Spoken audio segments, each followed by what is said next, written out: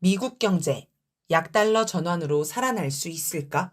도널드 트럼프 전 미국 대통령은 4월 23일 소셜미디어 트루스 소셜에서 멍청한 사람들에게는 강달러가 좋게 들리겠지만 우리 제조업체나 노동자들에게는 총체적 재앙이다 라면서 그들은 경쟁할 수 없고 많은 사업과 공장을 잃게 될 것이라고 밝혔습니다. 일본 엔화에 대한 달러 가치가 34년 만에 최고치에 달한 것을 한탄하며 중국과 일본의 통화 가치 하락이 미국 제조업체들의 대재앙이 될 것이라고 경고한 것입니다. 달러 강세가 미국 경제에 어떤 영향을 미치기에 트럼프 전 대통령은 대재앙이라고 했을까요? 미국은 코로나19 대유행을 겪으며 경제 위기가 왔습니다. 사람들이 움직이지 않아서 돈을 벌 수가 없고 돈을 벌 수가 없어 소비가 일어나지 않았습니다. 물건이 팔리지 않으니 경제 위기가 온 것입니다. 미국은 소비를 촉진하기 위해서 헬리콥터에서 돈을 뿌리듯 달러를 찍어내 사람들에게 뿌렸습니다. 소비를 강제로 유도하여 경제 위기에서 벗어나려고 한 것입니다. 코로나19 대유행에서 벗어나자 이번에는 물가 상승으로 인한 경제 위기가 찾아옵니다. 미국 내에 달러가 많아져 물건값이 급속도로 오르는 인플레이션이 발생하게 되었습니다. 물가가 1980년 이후 40년 만에 빠르게 상승합니다. 2022년 6월 소비자 물가지수는 전년 대비 9.1% 올랐습니다. 물가 상승을 막기 위해서 금리를 인상하여 달러를 회수하기로 합니다. 2022년 5월 1%였던 금리를 4번 연속 0.75%포인트씩 가파른 속도로 올렸고 2023년 7월 5.25%에서 5.5%로 올려 지금까지 유지하고 있습니다. 미국은 공격적으로 금리를 올리지만 미국보다 경제가 좋지 않았던 한국, 일본, 유럽연합 등은 금리를 미국만큼 올리지 못합니다. 미국과 이들 나라 간에는 금리 차가 발생하게 되고 달러는 금리가 높은 미국으로 들어오게 됩니다. 세계에서 달러가 줄어들면서 달러 가치가 높아지게 되고 강달러 현상이 발생하게 되었습니다. 달러가 강하게 되면 미국은 다른 나라에서 더 싼 가격의 물건을 사올 수 있게 되어 수입 측면에서 유리합니다. 한국에서 1달러로 1,200원짜리를 샀는데 1,400원짜리를 살 수 있게 된 것입니다. 반대로 물건을 팔 때는 물건 값이 비싸지기 때문에 수출 측면에서는 불리합니다. 1달러짜리를 1,200원에 팔았는데 1,400원에 팔아야 하니 팔리는 것이 줄어들게 됩니다. 미국 내에 값싼 외국 상품이 들어옵니다. 미국 기업은 값싼 외국 상품과 경쟁해서 밀릴 수 있습니다. 또 외국에서 미국의 수출 상품은 더 비싸집니다. 미국 기업이 벌어들일 수익이 줄어들게 됩니다. 미국은 중국과의 경제전쟁에서 승리하기 위해 제조업 부활을 부르짖고 있습니다. 외국으로 나가던 미국 기업을 국내로 복귀시키고 있습니다. 그런데 달러 강세는 제조업 부활에 찬물을 끼얹을 수 있습니다. 미국 기업들의 국내 복귀를 지원하는 이익단체인 리쇼어링 이니셔티브의 해리 모저 회장은 강달러가 미국 기업들을 쇠약하게 만들고 있다라고 말했습니다. 그리고 미국 제조업 부진은 노동자의 일자리에 악영향을 미치게 됩니다. 그래서 트럼프 전 대통령은 강달러가 미국 제조업체와 노동자에게 대재앙이라고 지적한 것입니다. 트럼프 전 대통령은 재집권하면 강달러를 약달러로 전환하려고 할 것으로 보입니다. 달러 가치를 내리면 미국이 세계 시장에 수출하는 제품의 가격 경쟁력을 확보하고 이를 통해 수출이 늘면 미국의 무역 적자를 줄일 수 있다는 것입니다. 고용 문제도 나아질 거라 봅니다. 강달러를 약달러로 전환하려면 어떻게 해야 할까요? 금리를 낮추면 약달러로 전환할 수 있습니다.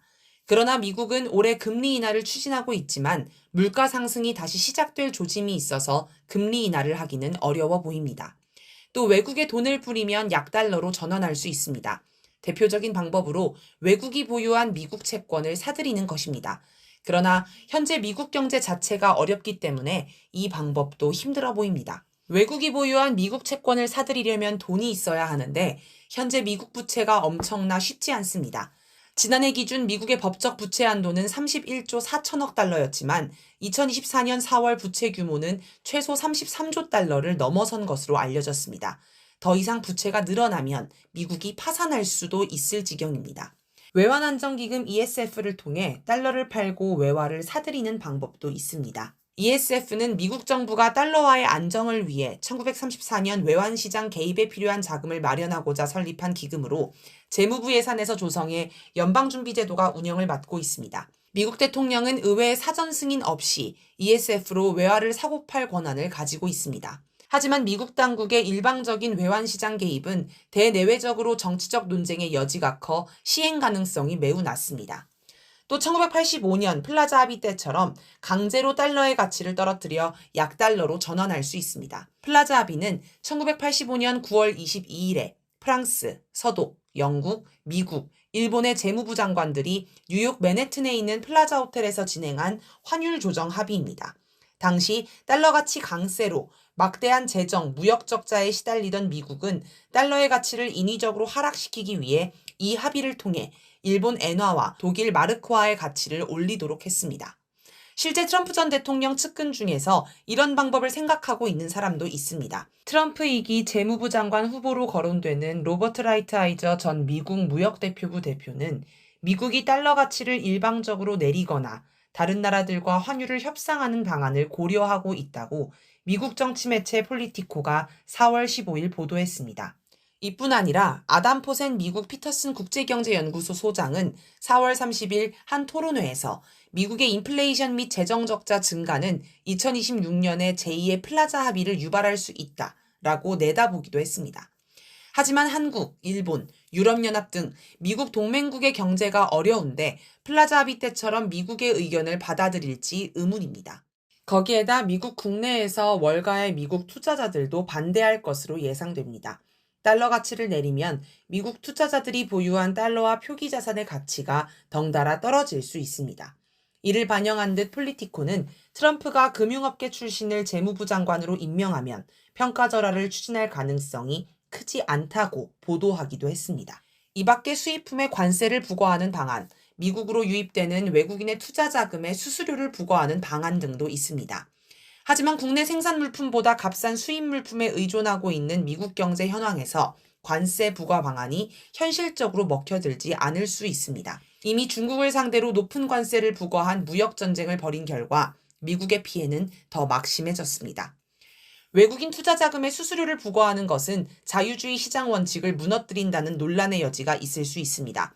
막무가내로 할 수는 있겠지만 미국 경제정책에 대한 신뢰를 무너뜨릴 수 있어 신중할 수밖에 없습니다. 특히 중국, 러시아 등이 미국 정부가 외환시장 개입, 환율 조정으로 달러 가치를 내리는 것에 반대할 것으로 예상되기 때문에 효과는 반감될 수 있습니다. 미국 국채를 상당량 보유하고 있는 이들 국가의 미국 달러화 가치 하락은 자산 가치 하락을 의미합니다. 중국, 러시아는 브릭스에 가입해 있습니다. 세계 경제 규모의 3분의 1에 달하는 국가가 브릭스에 가입해 있는데 브릭스에 가입하면 달러로 무역 거래를 하지 않을 수도 있습니다. 브릭스는 미국 달러화의 의존을 줄이기 위해 브릭스 국가 간 무역 결제의 자국 통화 사용 등을 추진하고 있습니다. 아직은 중국, 러시아 등의 나라들이 미국 중심의 경제 체제에 편입되어 있기는 하지만 탈달러화를 가속하면 미국의 경제 패권이 무너질 수도 있는 상황입니다. 여러모로 보아 미국이 강달러를 약달러로 전환하는 것은 쉽지 않을 것으로 예상됩니다. 약달러가 되었다고 문제가 해결되는 것도 아닙니다. 약달러가 되면 제조업의 경쟁력에는 어느 정도 도움이 될 수 있습니다. 그러나 달러 약세는 물가를 상승시킬 수 있습니다. 미국은 현재 대부분 생필품을 수입에 의존하고 있기 때문에 약달러가 되면 수입 상품을 더 비싸게 사와야 하고 이것은 전반적인 물가 상승으로 이어질 수 있습니다. 물가가 상승하면 금리를 인상해야 하는데 금리를 인상하면 달러는 다시 강세로 전환될 것입니다. 결국 악순환에 빠지게 되어 있습니다.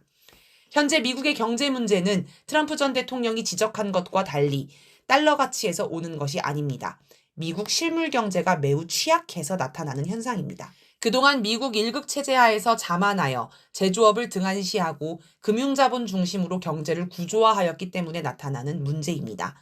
미국의 실물 경제가 살아나지 않는 한 이런 악순환은 피할 수 없어 보입니다. 결국 트럼프 전 대통령의 진단과 방책은 현재 상황에 대한 대응책이고 그 대응책을 쓰면 반대 편향이 나타날 수밖에 없습니다. 하여간 미국은 그네가 왔다 갔다 하듯 이 편향 저 편향을 왔다 갔다 할 것이며 그러다 어느 시점엔가는 무슨 사달이 날 것 같습니다.